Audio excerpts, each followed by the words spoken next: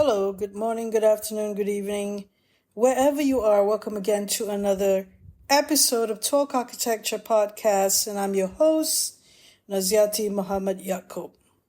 Today's topic is also on architecture education.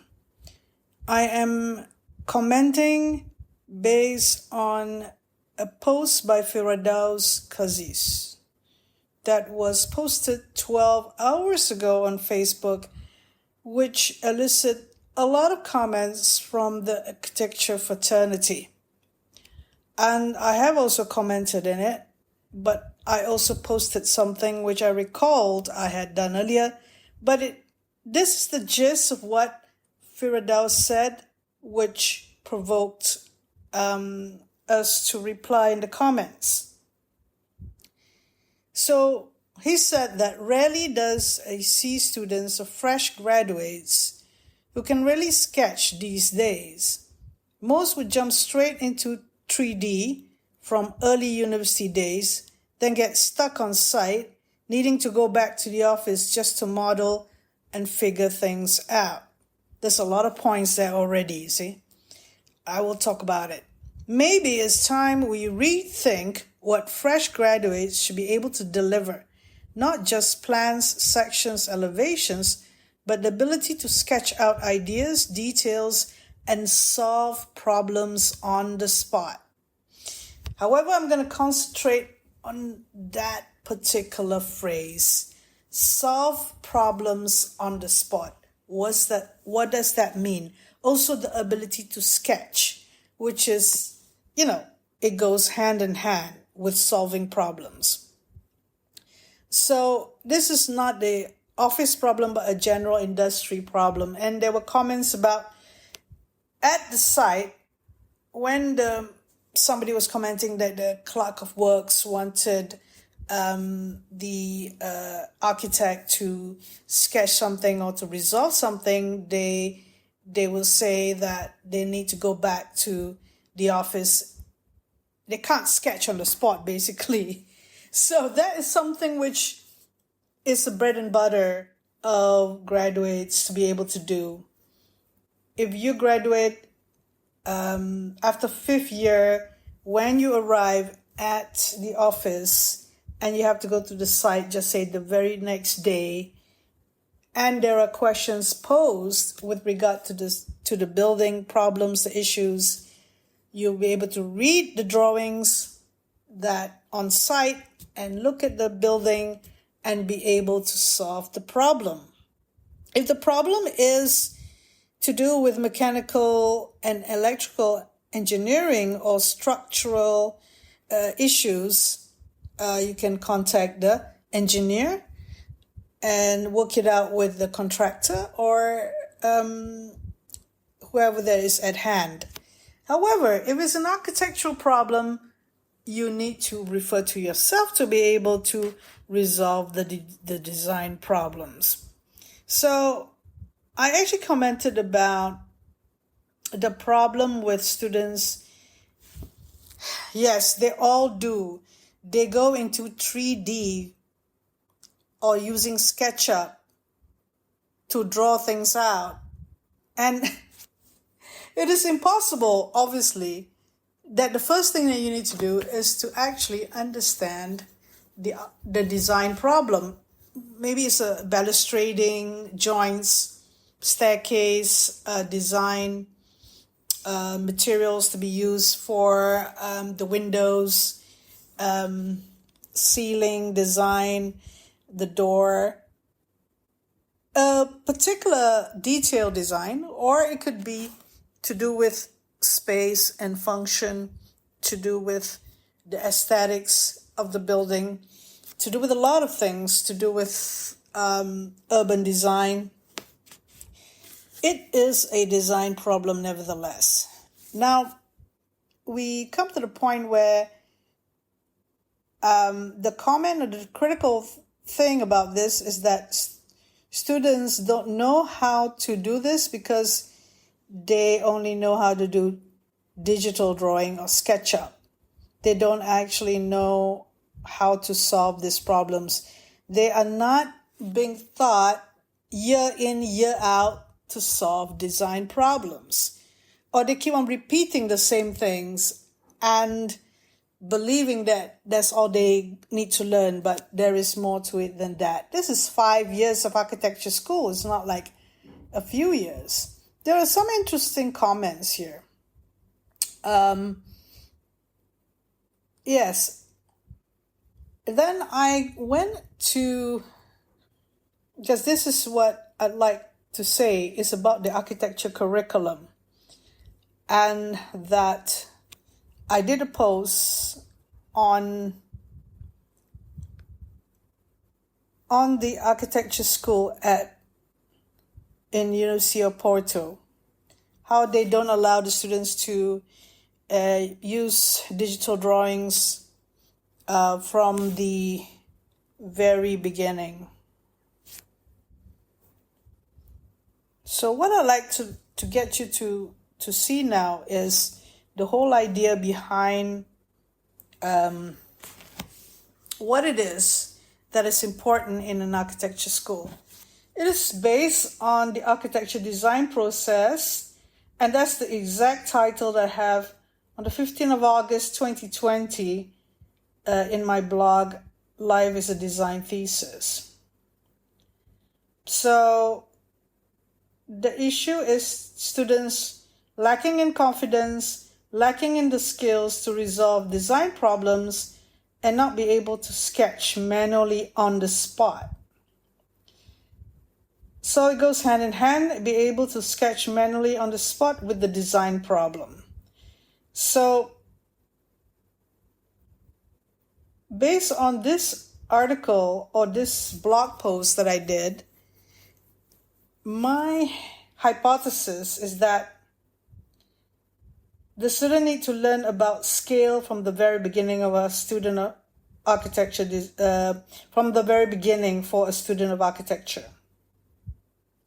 Learning about scale, that is shown how they do it at the University of Porto School of Architecture, is what it is about. It is a school that is definitely not old school, but a fervent follower of the modernist tradition. It was established by Alvaro Siza and Suter de Moura. And they are architects themselves, and they are the professors or the academic staff that establish the curriculum.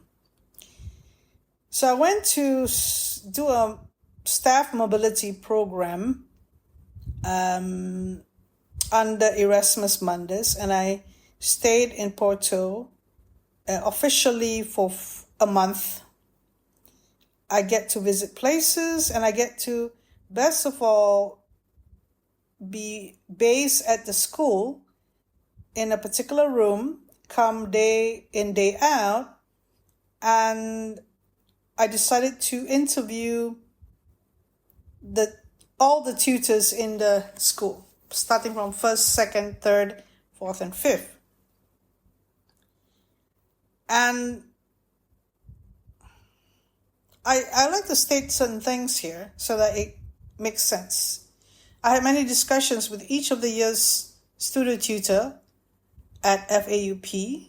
I'm very much an admirer of FAUP's architecture curriculum. My criticism is that a school of architecture like University of Malaya, where I was employed, should immediately start with an architecture process, or at the very least, when I look at the first year project, an artistic process of a hypothetical site with a scale to it. Because scale is the very beginning of everything, of how humans relate to the whole world, and architecture starts with scale. At FAUP, the learning process is step by step rather than complicated in the beginning, directly working with models and material and dealing with space.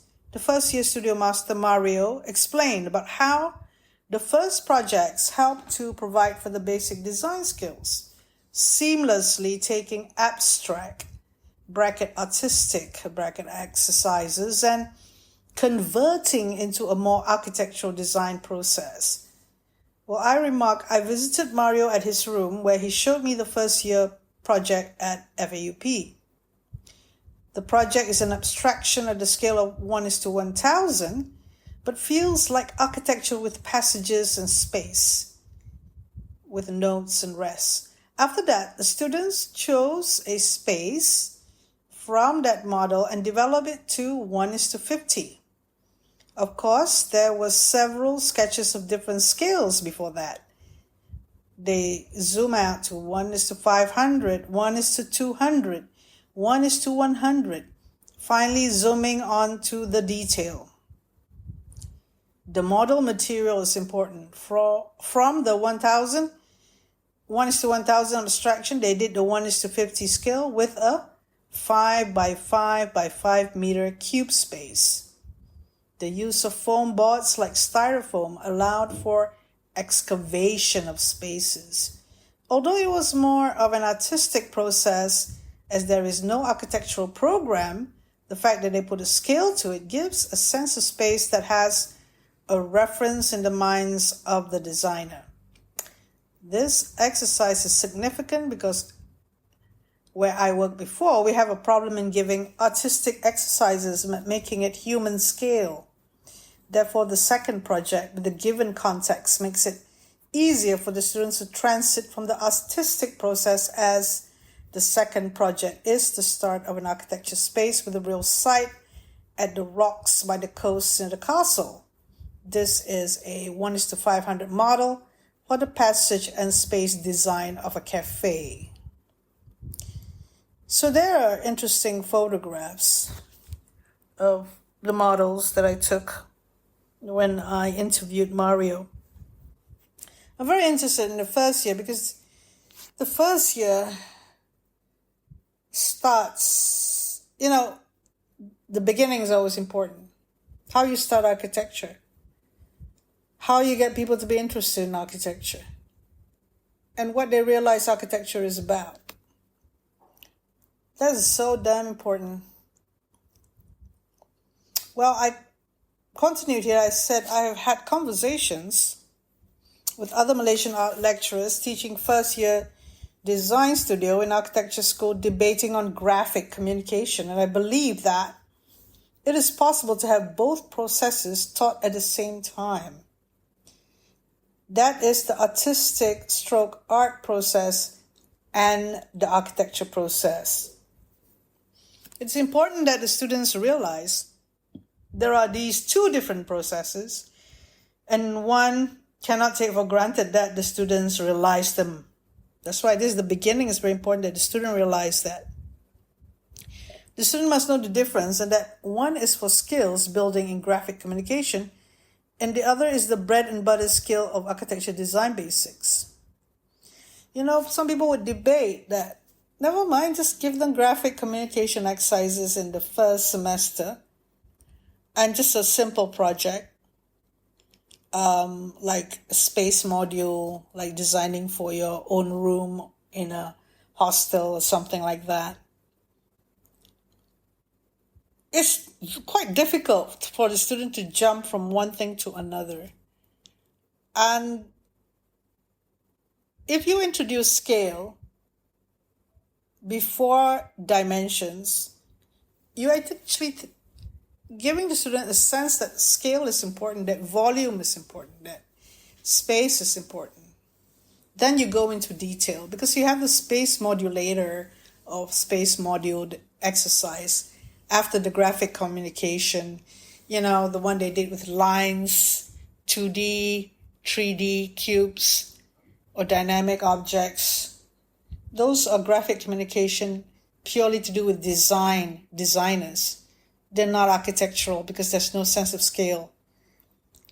So, when does the architecture design process start? So in my opinion here, the difference between the two processes include the fact that the architecture process has a site, an architecture program or archetype, and a human scale. So the art project or the first project, the abstraction, when having a scale or giving a sense is hypothetical, it quickly comes to being contextual. So the next project needs to have a client or client user. The former process is purely what I've said before, a graphic design or fine art process, and by expressing using basic design principles, you come up with art and design projects. You're still the giant and manipulating a model rather than you're in that space. You know what I mean? Designing inside out is very important as soon as possible. So I just like to remark on this, and hopefully that when Firadaus mentioned about how he's concerned that they could not solve the problem on site or not even know how to sketch, it's not about the sketching ability. It could be a poor drawing, like poor handwriting. It doesn't matter. But it's the confidence of developing your sketch further and further, because you have in your mind how to solve it. The problem is you don't have in your mind how to solve it, not the problem of sketching. So we're going back to that point again, where when you as an employer or somebody senior and you have interns or you have fresh graduates and you see that they cannot sketch, they're struggling to sketch, it's because their mind is not thinking step by step of the design problem.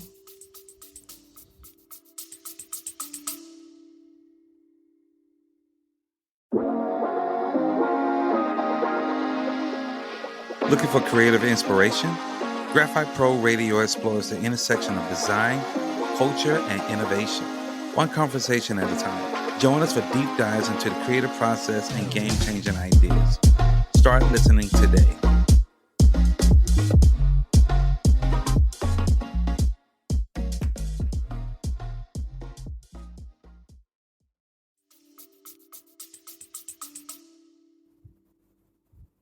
They are trying to call for help from others. How to do this, how to do this. They are not the real deal. They haven't completed their education. And there they are, you have to employ them and they have to go on site. And they use whatever they can to explain, relying on the 3D model. They can't lead. That's the problem, and people won't respect them on site. And with that, they lose confidence as they go about day in, day out, and they could end up leaving the architecture field. So when you say that they need to deliver because they need to solve the problem. They can draw the plans, the sections and elevations, but do they think really how it is constructed? Do they think tectonically? Do they think in terms of they are in the space designing inside out? They are drawing plan sections and elevations as if those are illustrations, because they got a lot from the SketchUp to do that for them. They don't know the meaning of each line and how it is constructed. Where is the beam in that plan? Where is the column in that section? Where is the floor finish in that section? Where is, how you construct the elevation? So in here, Firadaus to say not only in plan sections they don't know, because they don't know how to construct them. They were not taught that way. So more so, they can't actually sketch out ideas because the bread and butter is doing those plan sections and elevation, no? So sketching out ideas or details, like I said earlier, volumes, space, details. It is not brought to them, or it is not being practiced in architecture school to come out with details. They copy paste details. Look at the section that they do in the schools of architecture. Can you work it out? Does it make sense? That's why when critiques, they go to School of Architecture, everybody knows there's an elephant in the room. The elephant in the room is, look at the section. It doesn't work. Where's the cut lines? What is it? How does it construct it? They use SketchUp so that it looks as if it's all right. I ask my students exactly how is it constructed. They don't know. And the students are the weakest, is the one that is in denial, and they do not want to do manual drawings at all. The others try to do manual drawings, the ones B and above. And although there's a lot of mistakes, it's fine, at least they try to do it. But do they do it more or enough of it when they were in school? Detailed design needs to start from the beginning, because you can learn about tectonics in the second year or even the first year. Simple ones, how to construct. Just that the lecturers or people look for what? They look for more of the SketchUp drawings, and then what do they look for? Haven't they supervised well enough so that they can see what is wrong with the construction and see whether they have the ability to construct? That's why there are certain projects you don't do concrete. You tell them to do steel or timber, because they have to use dry construction, and it has to look at, and it has to work. They know which is the main structure, the secondary, and the finishes, the third tertiary, and then the finishes. It could be like that. When they do like glass wall, they know exactly what is the span of the C channel that holds on to the main structure. And then they know the thickness. Now the thing is, those are rules of thumb. Because when you introduce the rules of thumb to them, okay, this thickness, you have to have this span. And as a lecturer, you know more or less what should be done with a rule of thumb, and ask the student to look at the Architecture Studio Companion, which has those rule of thumb and calculations. So the guidance needs to be there in terms of knowing how to construct it. So, yeah, when I go back to what Firadaus has mentioned in his post, not just plan sections, elevation, but ability to sketch out ideas, details, and solve problems on the spot. That's even much more telling, that the student was not exposed to doing detail design or design details when they were in school. I mean, they could be wrong when they design the detail, but they attempt to set out the members. When we require students to do the roof plan, for example, or not all students in the design thesis perhaps did focus on construction, but they have to show some detail. And if they bluff it, then they won't really learn it. So if they didn't bluff it, they actually went through it, then they did learn it. But doesn't mean that they have to show the whole working drawing of that design thesis. Maybe the design thesis is mostly on, shall we say, environmental science. They do a lot of calculations, or more on to do with other factors, or like detailed design of, the garden or landscape or something like that. But it still shows their sense of confidence in dealing with detailed design, which is the bread and butter of an architecture student. It is the bread and butter of an architecture student, not an architect, not somebody who is just starting out in the company that they need to learn it on the job. They have to learn in architecture school. So going through the design problems in the design thesis, in the design thesis, you need to actually get things sorted out earlier so students have more time to look into those things rather than rush their work. That is very important for us to give some sense of dignity to the students of architecture. So with that, I'd like to conclude this podcast for today and hope that you have some idea about the issues, how these issues came about, that students don't know how to sketch, don't know how to solve problems, and not really sure about what they're doing. Those are the reasons I've stated out just now. They are not taught properly in schools of architecture. And we know why, because in Malaysia, the full-time academics are only concentrating on 30% of their time for the students. Not just studio, everything. So most of the time, they are concentrating on research and publications. So with that, if you want to count on just part-timers to help the students of architecture,